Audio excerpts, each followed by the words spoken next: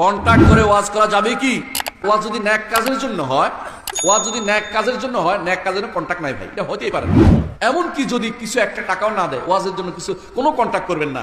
ওয়াজ যারা কন্টাক্ট করে তারা নিজেরও সবের অধিকারী নয়, কাউকে দিতেও পারে না। এটা কিরকম হচ্ছে জানেন? ওই যে অনেক জায়গাতে কোরআন পড়ে পয়সা নেয়, দেখছেন না? কোরআন খতম করে টাকা দেয়, হ্যাঁ, ওই খতম করে টাকা নেয়, ওইটার মতো হয়েছে।